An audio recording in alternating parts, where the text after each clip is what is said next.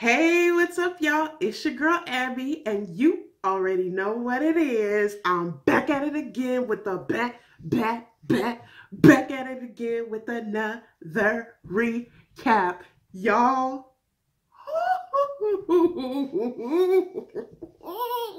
This episode happened. Week 9 of Colton's season of The Bachelor has happened. Y'all, it was so much drama. We have to get into it, but you already know what you got to do before that. You got to stay tuned. Duh.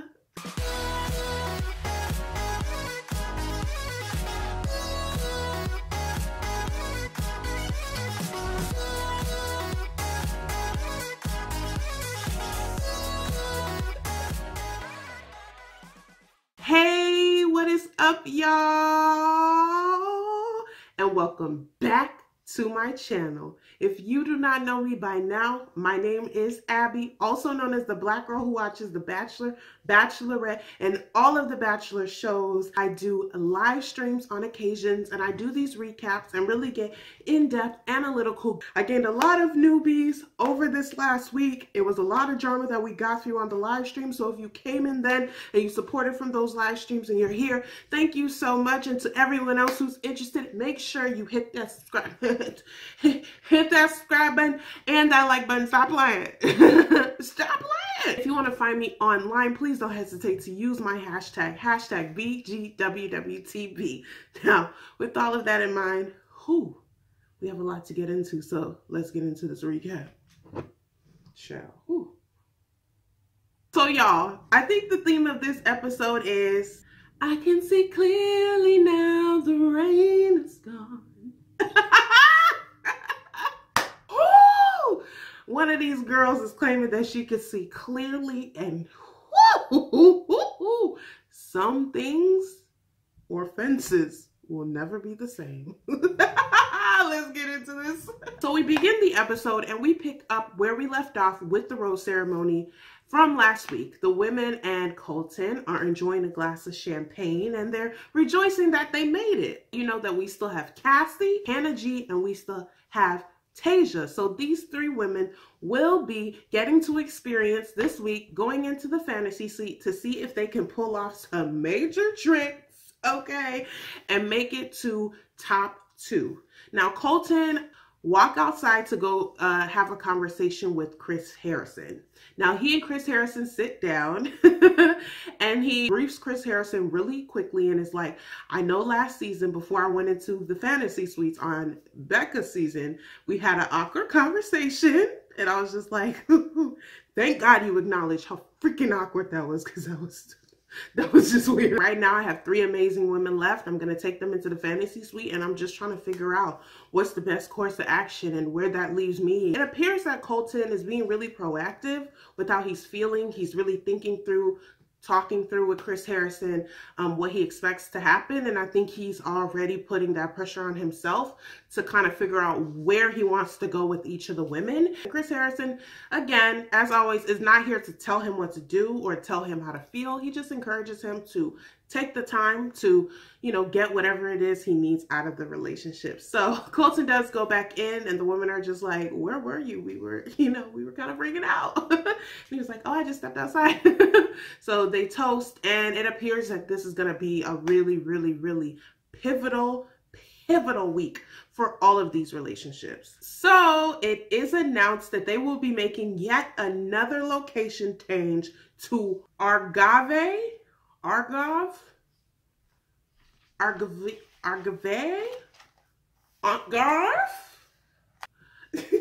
Y'all know what I'm trying to say.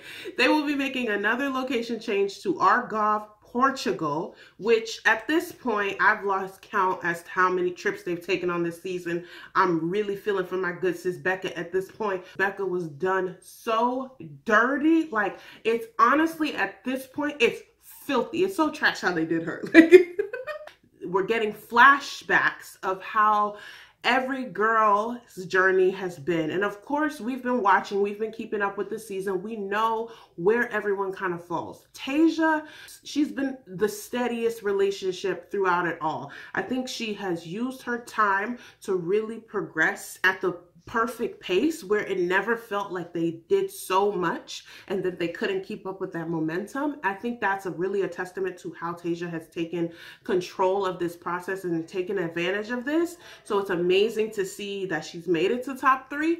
I think Hannah G has been one that has excited him from the first night. We know she got the first impression rose, so it's not shocking that she made it to top 3 at this point.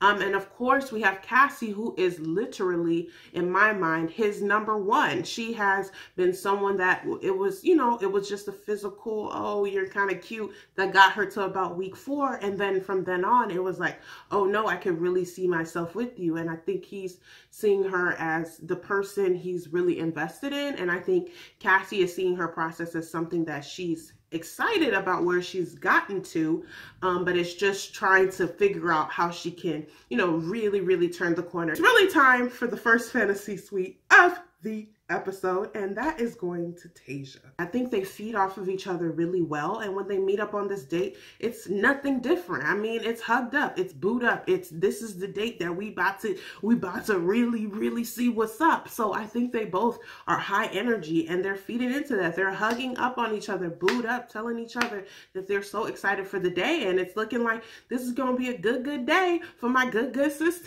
Tay, okay? So they first do a helicopter ride, and throughout them in the helicopter ride, they're over, of course, the ocean, seeing beautiful views. I have to admit that Portugal is absolutely beautiful. I've never really even heard of this city. So to see them really getting the panoramic view of this place, I just thought it's so gorgeous. It's so beautiful. And I think it's the perfect setting for Tay and for Colton to really figure out if they are the ultimate compatibility. And of course we're getting the little quotes like, oh my God, it's so beautiful. Oh my God, this is wonderful. Oh my God, this is incredible. This is why I kind of hate the helicopter dates, because there's no real way to have a conversation. So all you get is the real corny ass, basic ass, cut and paste ass responses about whatever they're looking at. Like they could have literally been flying over LA and saying the same thing. Like it's just like, I can't stand when they do the helicopter talk. This creepy music was playing their entire beginning of their date. I was just like, which sound producer, which sound editor picked this? Who did it? Who did it? Hand in your badge, sir. Then Colton and Tayshia deplane, and they're having a little picnic. Now, of course, it wasn't really a picnic, y'all. It was more like a blanket on a bed of rocks. And you know The Bachelor is good for the most uncomfortable dates ever. So they're sitting there and I'm thinking to myself, I know they're cold and I know their butts hurt because nothing about this date looked comfortable. But of course, we're getting Colton and Tayshia trying to push through and just be as attentive to each other as they can. I'm sensing that they're not having a conversation about really anything. I think all they're talking about is, oh my God, that was so fun. Or, oh my God, I'm having so much fun. Or, oh my God, I really like you. And he and ha. But there's nothing really of substance during this sit down time. And I'm thinking to myself that if Tayshia really wants to see herself having an amazing time in this fantasy suite and getting the chance to be the #1 at this, I'm going to need to unfortunately see her lead the conversation into the more serious conversations, the more serious talk. I think they've done a lot to this point, but something about the energy on this sit down was just mostly physical. And I think that was a testament of what Tayshia was trying to conjure up. She was trying to set the stage of like, we gonna have fun tonight. Okay. Colton actually toasts to the woman he's falling in love with. And I just thought to myself, here we go again with this falling in love language. I mean, I told Colton this last week. He thought it was cute going into all of the women's homes and telling their parents that, oh, I'm falling in love with her. Oh, I'm falling in love with her, thinking that that was going to be the key to them, you know, giving the blessing or liking him. And it's just like, at this point, I'm hoping that Colton would have learned his lesson after being called out by some of the parents that he shouldn't do that and that he, you know, got caught doing it with all of the girls. I just don't think that it was cool to say to the woman I'm falling in love with, when what does that really mean at this point? It really means nothing. Are you in love with her or not? I was not feeling that toast. I was just like, bro, you could have just pulled a Hannah B and you could have just been like, Roll Tide. Now we are here at dinner. Tay-Tay is looking real right, okay? She come out with this like floral short dress, you know, cleavage out. Honey, she is ready to look and feel and be freaking amazing on this date and get to what she came for, okay? She is here on a mission. She is a woman with a mission. I saw it, honey. I saw it. It's been about 6 weeks over there. Okay. They have a seat and all Colton is staring at is Tasia's boobs. Now Tasia keeps alluding to the fact that, oh my God, make sure I don't, you know, I'm all covered. Make sure nothing pops out. I think I forgot to put my double-sided tape on. She's coming up with all of these excuses as to why. And she might have a little nip slip and he's falling for it. I'm like, I tell y'all, these men be so weak, because he could not stop looking at her boobs. And I was just like, that's exactly what she came here for. That's exactly what she wanted. She was turning up the sex appeal. She was turning up the sexual intensity at this dinner to really, really, really get him in the mind space to take her to this fantasy suite and do what needs to be done. At this point, Tasia's like, please. Me, sir. At this point, Colton is getting an eyeful, but on the flip side, he's also getting an earful, because Tasia is really starting to open up about some of the details of her past marriage. She really gets into the story about how she understands why Colton put so much emphasis on sex, and that she actually waited until she was married to have sex with her husband. And one thing that was really difficult for her was in that relationship, her husband actually ended up cheating on her. So the whole moral of telling that was that she values sex. She understands why he could value sex so heavily. She doesn't want him to feel, you know, like inexperienced or bad, or that she's judging him or she doesn't understand. That does not mean that Tasia is not looking to get intimate with him, because we have already heard her say that she is, and she thinks it's really important for them to do that, especially if they're gonna get engaged. Tasia does a really good job of pulling things along. Tasia has been, to me, the lead in this relationship. She has brought out a side of Colton that we have not gotten from anybody else. I think she's the only person that could get him to really expose some key aspects of his personality that we just don't get to see or hear if it were up to him. And that, to me, is why I've always really struggled with how I see him as a bachelor. I just need more from him. I need him to be more forthcoming. I want to see him kind of break that fourth wall of himself, in a sense, and stop putting on the facade of what the TV version needs to be, and what the person we are looking for, and what the all-American viewer is looking for, and just be the person that he is. You know, the virgin and the scamming and all of that got him to this position, but I think to get the girl, to attract the right person, and for him to also be able to offer those qualities to that person, he's gonna have to open up and reveal more of who he is, and he just hasn't been able to do that to this point. But I do think that Tasia, again, does a really good job of trying to encourage that by being more open about her past and where she comes from. And I love when she does this. I think it's amazing. The fantasy suite date card does arrive, and of course we see Tasia open it with this most perfect handwriting that's saying, would you like to forego your individual rooms to share your room in the fantasy suite? Love, Chris Harrison. He probably like, but don't call me. I don't want to have no awkward conversations. Just read the card and say yes or no. My name is Bennett and I am not in it. So of course Tasia accepts the time with him, and they make their way to the fantasy suite, and we're getting another occurrence of the most awkward music. I mean, it's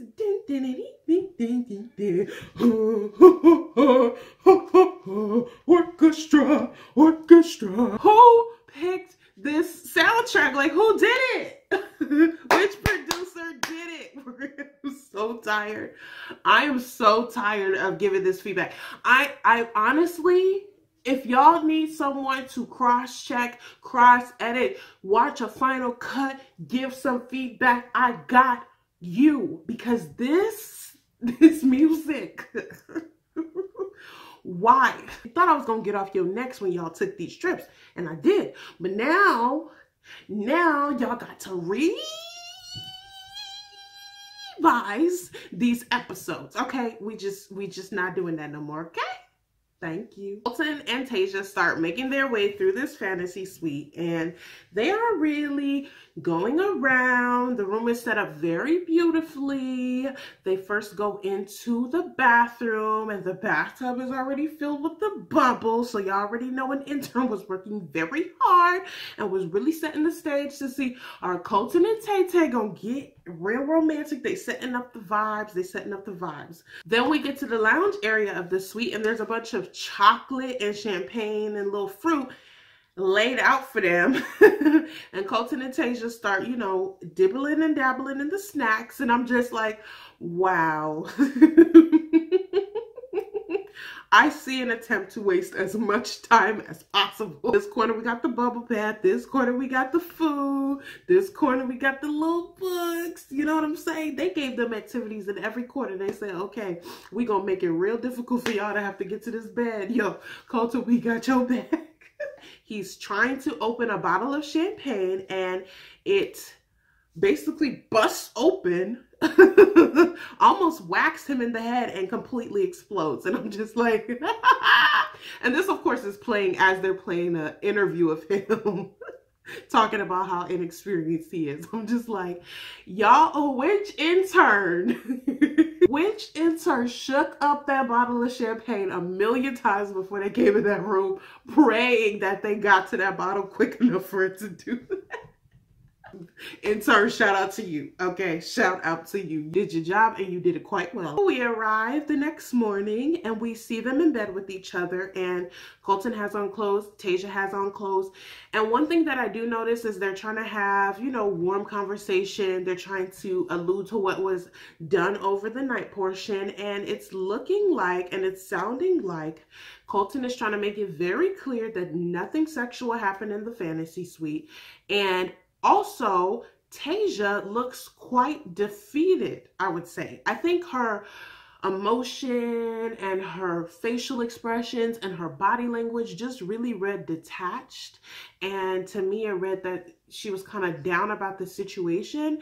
And that's when I started to notice, like, damn, I don't think anything happened in the fantasy suite. I honestly think that she might have tried to bust it open in Waikiki, and he maybe quietly, kindly, nicely, slickly maybe said no, or redirected the energy, or redirected the chemistry. Maybe said, oh, maybe instead of the Waikiki, let's watch TV, you know?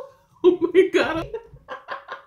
As they're saying goodbye to each other in this date, that is confirmed. Tasia is saying in her interviews how she wished she had more time with him. She's feeling a little sad as he's leaving. The way they're shooting it, you could tell he's walking away, and she's looking after him, looking defeated. And I think at this point, Tasia is worried that because they weren't able to get intimate, and whatever happened, whatever else happened in that overnight date, I think that she didn't get as far, or she didn't get to the point that she really wanted to. And I think that's making her feel like she doesn't have a chance anymore, and that she's not the one he's gonna pick in the end. We got a problem on our hands. Damn, Tay. I guess we're just gonna wait and see. Now we are here on our second overnight date, and it is with Cassie. Now, coming into this, you know, Cassie at her hometown date was starting to express very, you know, prematurely, very strategically, that she was having doubts and she wasn't fully in love with him, and she didn't know if she was fully in love with him yet. And we also know that her dad did not give Colton the blessing to, you know, get engaged to her. So we're dealing with Cassie, who's kind of feeling conflicted about where she stands. So they meet up, and of course the energy is super, super, super high. Cassie greets him in a way that's like, I like you, or like, hey, you know, boy. You know, her dad called Colton just a boy last week. So I think Cassie is greeting him like he's just a boy, to be honest. And he is greeting her with high energy. So I'm looking at this start and I'm thinking, okay, we're getting a little bit of coldness from Cassie. The first part of their day is really them exploring. I know it's really easy to just throw together. It's really easy, you know, just have them walk around, have the camera follow them. Super easy, low budget, don't have to plan too much. But we need something else. Yeah, I'm tired of these. Yeah, I'm tired of these too. Colton and Cassie are going around the market, trying things on, taste testing things. You know what always happens on these type of dates. And as they're doing this, I'm noticing that Cassie's energy is starting to warm back up again. You know, she's starting to hug up onto him a little tighter. She started to grab his arm a little closer. And I think she's starting to give that energy to him that they had, you know, in the beginning of their relationship. They keep gallivanting around this market and they find their way in an alley, find a wall, and it's just time to get it freaking popping, okay? They get it popping on this wall. All we hear from Colton is, "You're so pretty, you're so beautiful." And we're hearing Colton say in his interview that Cassie makes him so happy. So I'm hearing all of these affirmations that Colton is saying and giving, and I'm seeing just how invested he is. He cannot keep his hands off of her. He cannot get enough of her, and she's warmed back up. And in this alley, they are making out with each other. He is grabbing all on the booty. Okay, he's got his hands full. And I noticed there is a very different type of chemistry when it comes to these two. She is the only one that I think he feels like confident enough to really touch all over her and feel her up and get to that place with. I think he feels a different type of chemistry with her and familiarity and comfortability. And I think he looks at her and he is attracted to her as if she's the sexiest, most amazingly attractive, interesting woman ever. She's really saying things like, "You can't force love." Cassie makes him feel complete. Cassie and Colton are sitting down on a ledge. And I'm just like, this is another thing. I remember they did this on Rachel's season, and I was just like, why are we on a ledge? Like, y'all, we don't got no benches anywhere. Like, we got to be on, why again? They really start by saying, you know, the hometown went a little rough. Her dad wasn't exactly easy on him. And she offers to him that her dad was not easy on her either. He was a bit skeptical.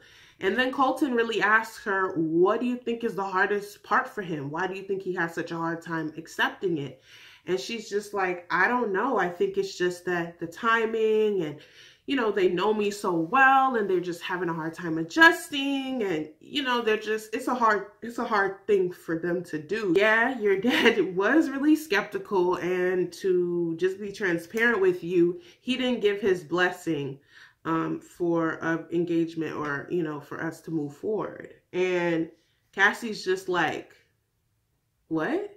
I think at this moment, Cassie was genuinely shocked. I think she didn't realize that her dad had taken it that far.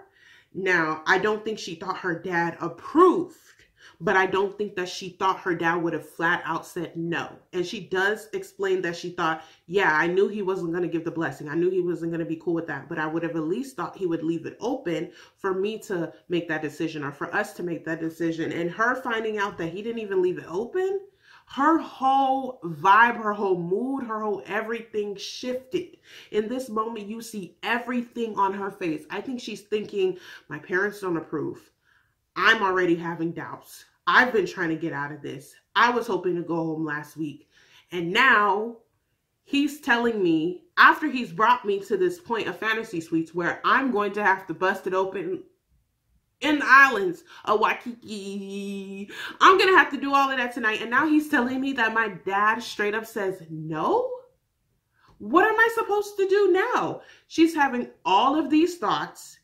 And Colton is sensing that she's starting to get scared. And he's just like, okay, tell me what's up. Tell me how you feel. And she's just like, that's really hard for me. I don't like the fact that my dad didn't approve. My family means a lot to me. And she's just like, you're okay with that? Like, you're okay with him not giving the approval? And Colton was like, well, no, I'm not okay with it, but it doesn't change how I feel about you. It doesn't change what I want out of this. I still want everything out of this, and I don't want you to be derailed. It's not going to stop me from pursuing you or pursuing a relationship with you. And I was just like, Colton. That's not what you say. It's obvious to me that Cassie's really close with her family, and her opinion of her parents means a lot to her. So I think that Colton really needed in this point to start speaking to the fact that I plan on winning them over, or I plan on making sure that if we do get to the end of this, that's a priority, and that he's involved, and that he feels comfortable, and that your family feels comfortable. I'm not saying that he just needs to up and drop her because her dad said no.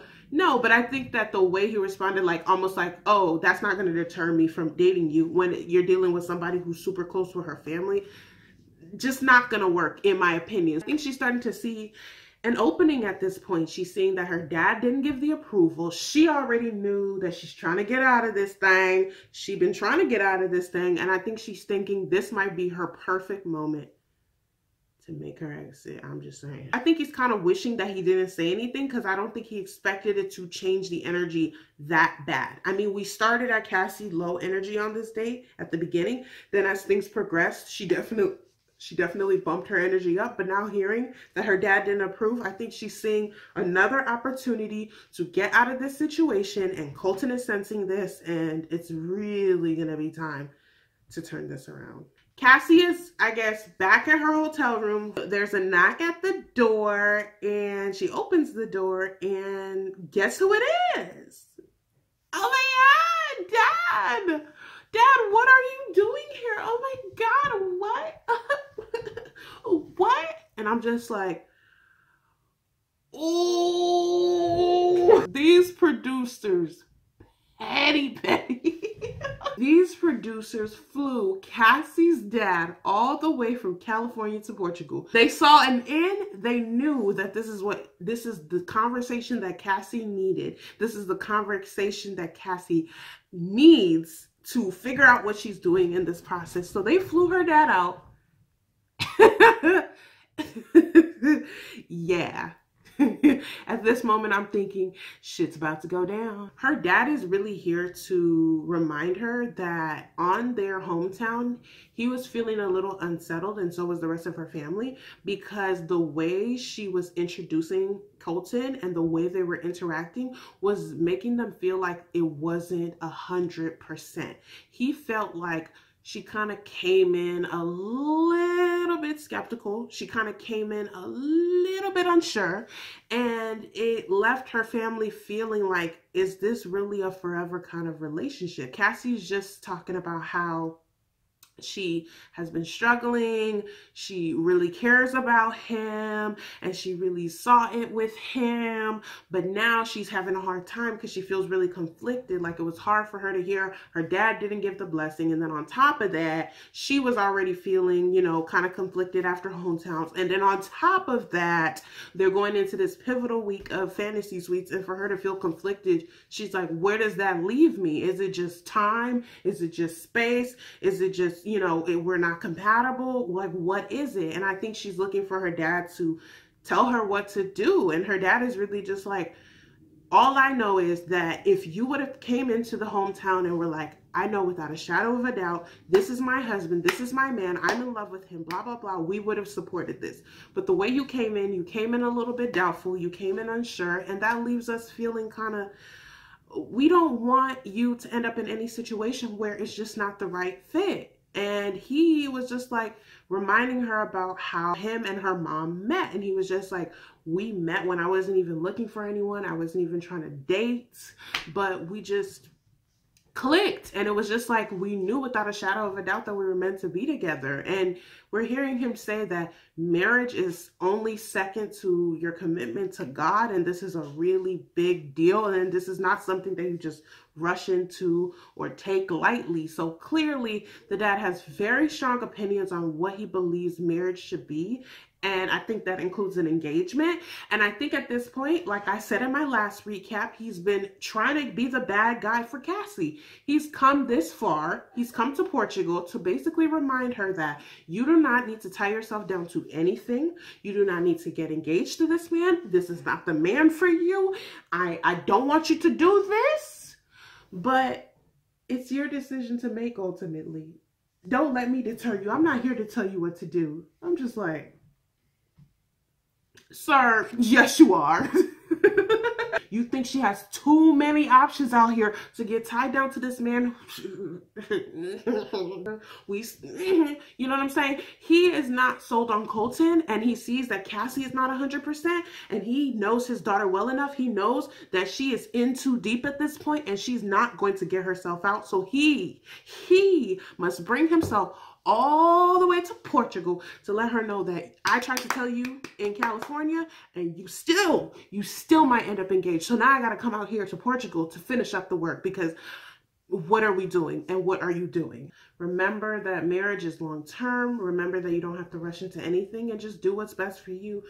Don't pull anything along that you feel unsure about for yourself and also for him. And so that's really how the conversation with her dad ends. It's very obvious to me that her dad was trying to sway her decision. He was trying to remind her that this is not, she's having hesitations. He's trying to be that voice of reason. And also I think he's trying to just he's trying to work in his own best interest. He's like, this just ain't gonna work for me. So let's just get out now.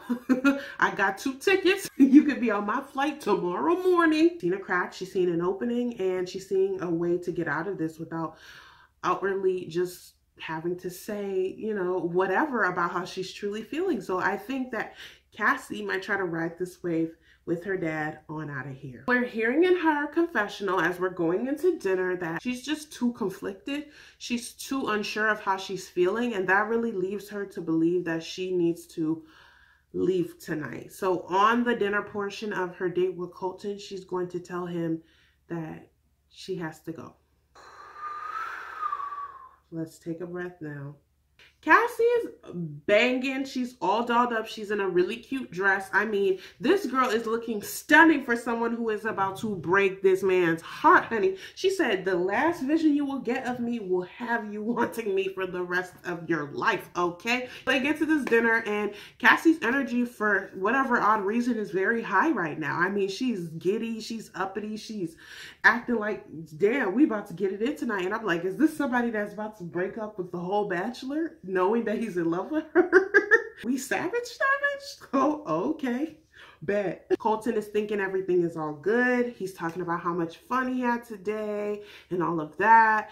And she's saying it was such a perfect day, and she's glad that they got to have the time together.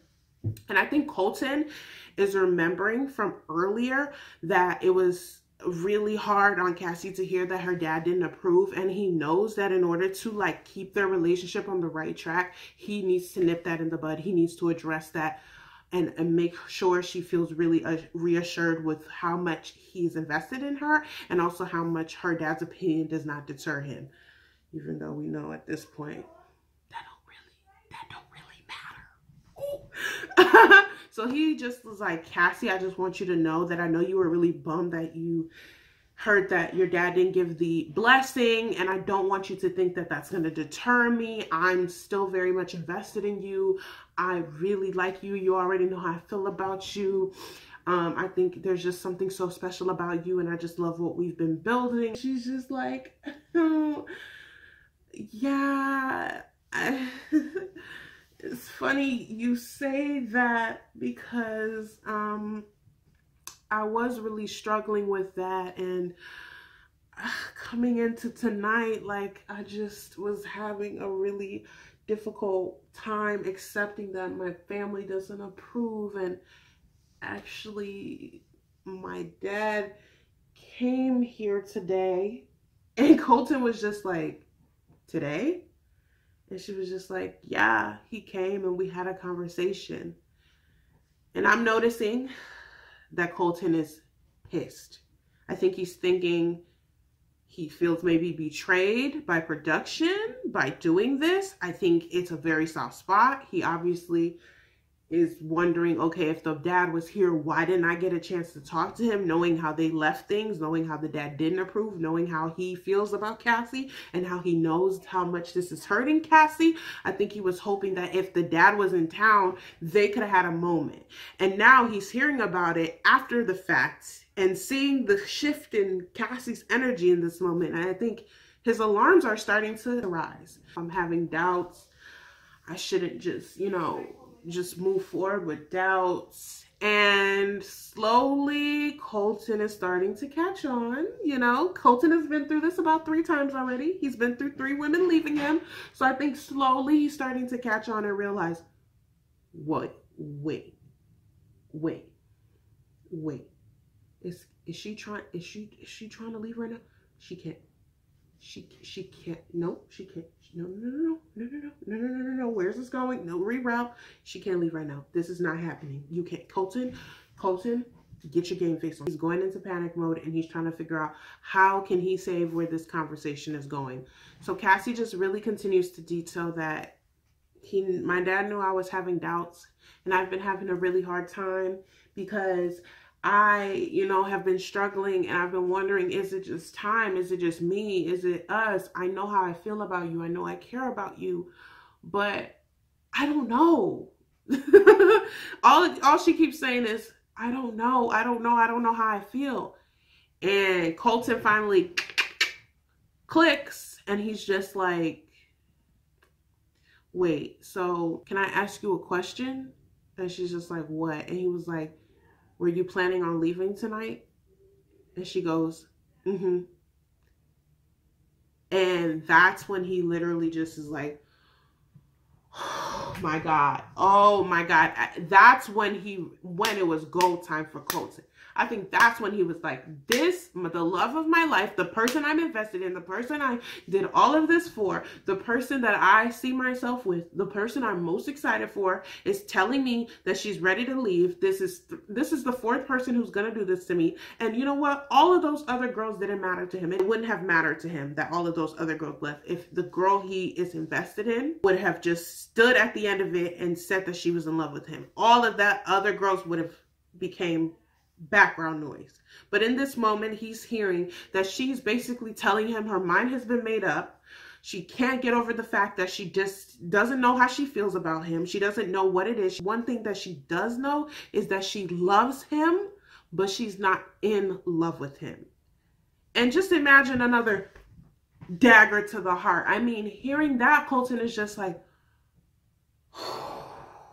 I think he thought that her wanting to leave was serious, but he didn't realize how serious it is. I think he thinks that she just needs more time, and that this process and feeling like she's going to have to get engaged in 2 weeks is going to rush her. And that maybe if he comforts her and tells her, no, I will give you your time, that will be enough. Look at me. I love you. I'm in love with you. I want to be with you. I want it to be you at the end of this. It really hurts me because all of these dates that I'm on with these other women, all I can do is think about you. And he's like, I know that this is a lot to ask of you. I know you're overthinking things, and I don't want you to overthink things. And I don't want you to feel like pressured into anything, that we can go at whatever pace you want to go at, whatever this is. If this means that in 2 weeks we don't get engaged, I'm willing to forego that for it to be you. It doesn't matter if at the end of this, I don't have the person that I want to be with. I'd rather have you than to have an engagement. And I was just like, oh, we all want someone as dedicated as Colton is in this moment to Cassie. We all want that. And you can see how scared he is in this moment, that he's about to lose the person that he's here for. He's about to lose the woman that he has already mentally started planning, losing his virginity to and building a life with. And he saw it all with her. And all we see on Cassie's face is she's dug her hole too deep. She's in too deep. She doesn't even know how can she get out of this how can she break up with him? She doesn't even know how to do that, because at this point she's dug her hole so deep. She's not being clear on what it is that she's trying to do. And I know exactly what she's trying to do. She is trying to break up with someone who she never saw herself with to begin with. I think Cassie came onto this season hoping to get as far as she could for exposure. That is what I think she came on for. And again, a lot of the contestants do that. However, I think that once Cassie got to midway through the season, she started to realize that she was top, let's say top 6, and was like, cool, we still good, he's a cute guy. I could just have fun for a little bit and it will be fine. I'll get eliminated, top 6 or something, top 7, I'll get eliminated top 4 and it'll be fine. I'll have made it far and it'll be great. I'll get all my Instagram followers. It's just a fun time. I'm just here to have a good time, right? And I think she started to catch feelings for him, but not serious long-term, you're my man for the rest of my life feelings. And I think come around week 6, she started to realize that, well, there's less people. Where are all the girls at? Okay, I'm still here, but we're still good because, there's still other girls left. My girl Kaylin is here. It seems like they're strong. We see he's good over here. Hannah G got first impression. She probably gonna win. I should still be good, come right before hometowns. I should get eliminated and everything will be great. I could go home, go ahead and sell my flat tummy tea, go ahead and sell all of them, sugar bear hair. I'm gonna just go home and I'm gonna have my good little time in Bachelor Nation. Nothing too serious, I'm here I'm here for me, and hopefully this dude don't catch no feelings, right? And as she started to get closer, she likes him, she cares for him. I think she thinks he's cute and maybe even cares for him as a person and wants the best for him. But I think her intention was to just come on for exposure and to have a good time. And as she kept getting closer to all of these milestones, she started to realize where his head was at and then was getting nervous. Like, well, he can't actually want me. Like, no, that's not the plan. The plan is not for me to win. It's fine. I'm not winning. So it's good. Like, I'm not winning. I'm going to get, eliminated. So I genuinely think that the week that Kaylin went home, right before Fantasy Suites, I genuinely think she thought she was going home that week. I think she set herself up enough. She said, she said just enough to start to plant seeds of doubt. Obviously, we had all of the girls saying that people were not here for the right reasons. So I think she started to see that, oh my God, okay, there's enough friction going on. He's going to start to doubt me a little bit and he's going to send me home because of it. And I think she was banking on getting sent home last week based on that. And then Kaylin got sent home. And I think that she was, after that moment, was like, fuck, I'm gonna win. I'm gonna win. He's going to pick me, and what am I gonna do? What am I gonna do? And I think that the only saving grace in it would have been if her family liked him. But her family picked up on her energy. They're very close. They feed off of each other very well. So anything that's not going on with her, they're going to notice. And the fact that she couldn't fool them, or they were not fooled by the situation, let her know that, yeah, no. And I also think that having her dad, not give that blessing and hearing that he didn't give that blessing just kept reaffirming what was already there. She wasn't in love with him. That was not her goal coming into this. That was not her intention. And even if Colton felt those feelings, and even though she liked him enough, she is not to the place where she is there to be in love with him. And she's not in love with him. And she found herself in that sticky situation where she just didn't get cut when she thought she would get cut. And now she's in the moment where all she can do is rely on herself, because he will pick her. If she does not remove herself, he will pick her. And her dad has teed it up. Her dad has given her the opportunity, and all she has to do is hit it out of the park. And she's seeing this moment, this conversation, as the time to do it. And Colton is heartbroken. I mean, it's bad. If it's not bad enough that she's saying to him, I'm not in love with you. I love you. I love you so much. I'm so in love. You know, I love you so much. You know how I feel about you, but I just don't think I'm in love with you. If that's not bad enough, she's saying to him, she just doesn't think she can get there. She just doesn't think that she'll ever be able to get there. She's just too doubtful, and aren't you scared that I'm doubting things? And she's trying so many different angles to get him to see that she's ready to bounce. And for me, what was really hard for me watching this conversation is I knew all of the things, all of the emotions she had went through. I knew that this was such a game for her, and she got caught up in her own game, and he caught feelings, and she wasn't prepared for that. And now she's trying to get out of it. I knew that this was what it was going to have to be, but I just wish she would have done this breakup conversation in a different way. I think she wasn't clear enough. She wasn't assertive enough. I don't know. And getting up, she got up at one point, walked away, stressed out the cameraman who tried to follow her. And it was not clear, and it was not cut. And she gave too many moments of hope when there was no hope left for them. There is no hope left for them. She doesn't feel a way. He does. And there's nothing she can do about it. The only thing she will do is prolong his pain if she continues to feed into some hope or some, maybe I can get there. Maybe if I have more time, I can get there. You know, she's in that window where it's like, if you don't feel it now and you're in a standstill, usually, y'all know I said this in a past recap in Rachel's season with the infamous Peter.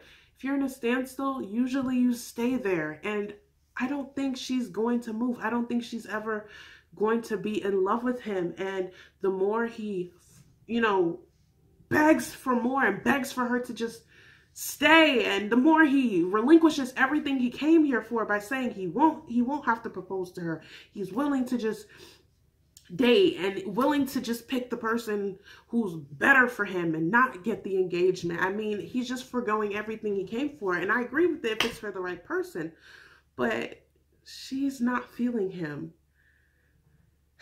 And she's just not doing this breakup in a way that I think, even for a scammer like Colton, and even for someone who I was never a fan of, even for someone like him, it was hard for me to watch. It was hard for me to see him break down and to really have his heart stomped on by someone who never was gonna protect it to begin with.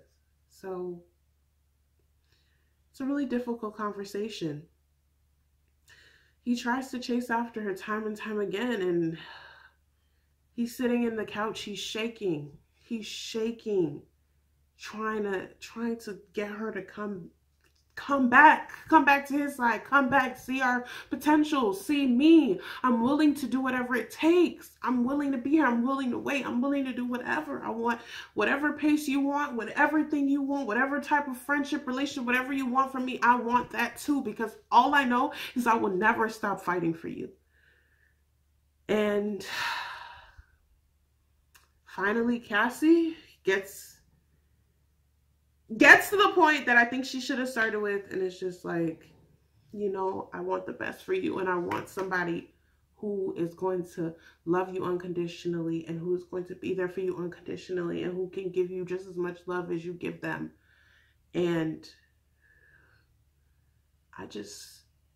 I'm having too many doubts, and that's just not me right now, and I need to go. She finally gets to that point of saying she needs to go. They finally hug it out, and she drops in the, "Are you mad at me?" And I'm just like, Cassie, this whole breakup thing, you're terrible at. This whole reality TV show game, also quite terrible at. Yeah, whoever told you we're good, no, this show and then the other show, there's too much going on around you, and I think that it's unfortunate, because I don't think this was ever your intention to just blatantly hurt him. I think your intention was to be there for yourself, which had you removed yourself in the middle of the season when you realized that you got enough of what you could get, I would have had more respect. But you pushed it to the end. You pushed it to this point and you allowed this man to feel like there was hope. You debunked people who came after you and said that you might not have been ready. You went after them like as if you were ready for this man to be your husband, and you took the game too far. And that's when I don't respect it. That's when I can't get behind you. That's when I can't support it. Because you had every opportunity to leave on your own accord, and you allowed that man to pick you in the week where all of those rumors were happening, where all of those girls were saying things about you. You went so hard, only a week later to double back, to now express your doubts and to now express that you can't get there. It's not fair. It's not forthcoming, and it's not being real. And that's where I've lost the respect. Big time. And even someone who I didn't support, Colton, I'm feeling bad for in this moment because you moved so wrong. I don't think it makes you a bad person, but I think you moved wrong. They hug, say I love you to each other for whatever reason, and she gets in that car ride and is riding off, and Colton is clearly mad. I know he just told her he's not, but he's clearly upset. In her car ride, very few tears, very few emotions. I think her tears are really stemming from the fact that she says things like, wow, that went so much harder than I could have expected. And I was really sad about the way he looked and the way he took it. It was nothing around, I'm sad or I'm conflicted about, oh my God, did I do the wrong thing? Am I really in love with him? Did I misread my own feelings? That was not the vibe of her exit. And so that really confirms to me that she just feels bad that she's hurting him. And so I acknowledge that she feels bad, but I still do think that she could avoid it. On the flip side, we have Colton running up to his fantasy suite.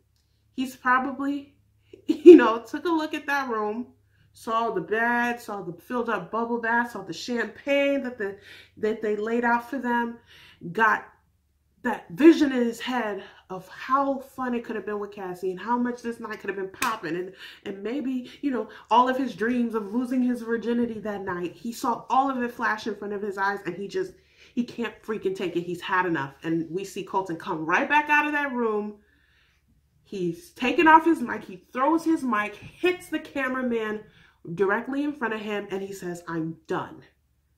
Now, this is the part where we're all high alert. We're just like, oh my God, done where? Where you going, Colton? Oh my God, is this serious? And I think this is the part where they radioed in Chris Harrison. They like, Chris Harrison, this is an emergency. Wake up. Chris Harrison, pick up your phone.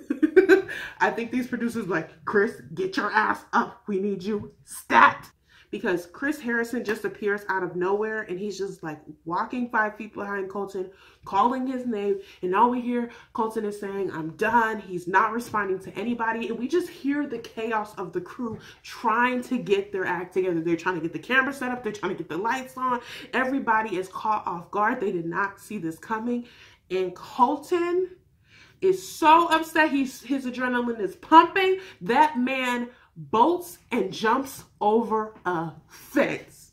We finally got the infamous fence jump, and that was more epic than I thought, but not for the reasons that I thought. Clearly, Colton is really hurt. He's devastated. I mean, 4 girls have gone home. At this point, he must be thinking, is it me? Am I not doing enough? And I got to critique him in this moment. I think a part of it is him. We haven't gotten to know him. We don't know who Colton is. We don't know. We can't relate. I can't relate. So for me, it would be very difficult for me to fall and get invested in him, right? It's not just a one-sided thing. And he said this on this episode that, he expects to put in just as much in a relationship with Cassie as Cassie would put in with him. So I think he's acknowledging that it can't just be one-sided, but he hasn't given us anything but the virginity and but the cute, all-American football player. And that's not enough for me. And maybe it's just not enough for these women who are leaving. I am interested to see what happens next. I genuinely don't think that Tasia or Hannah G can win at this point. I don't think it will be fair to either of them. They're amazing women. And after he said, I'm in love with you, Cassie, I want it to be you at the end of this. I only think about you when I'm with the other women. If he got engaged to either Tasia or Hannah G at this point, it's definitely over. It just can't work. And they're too freaking bomb to settle for any guy who's clearly in love with somebody else. So I do think that the only real plausible outcome is that they both get sent home, and maybe we just have no winner, or he goes after Cassie. And if he goes after Cassie, we're just prolonging the inevitable. Heartbreak. So yeah, y'all, this episode was so emotionally draining. It was emotionally charged. It had me in my feelings. It had me in my bag. And I think that Cassie, she played a little too hard. She could finally see clearly now, which I still think is all bogus. It's all phony. She's seen clearly the entire season, and she just got a little too deep, and she got a little too greedy, wanting a little bit more time on this show, and she just made him fall even more in love with her. And that really frustrates me. Next week, we have a 4-hour finale. So much more to get into, y'all. So, wow. Colton, wow. Wow, my heart really, wow. Wow, this is a lot, even for me, y'all. So if you've gotten this far, I just want to say thank you so much for supporting this. Please leave a comment down below and tell me what you think. Was the fence jump worth it for y'all? I know it was super entertaining, but what do you think about this Cassie and Colton situation? Do you feel like it's warranted at this point? How do you feel about Cassie? Was she playing the game? Was she not? Was she just, figuring out her feelings, and this is just the outcome of that? Let me know what you think down below. What about Hannah G not getting a freaking fantasy suite? Like, poor Hannah G, she's just getting no time in this episode and probably no fantasy suite, if I predict that. So it just, has that ever happened in history? Poor Hannah G. What do y'all think about what's going to happen between them?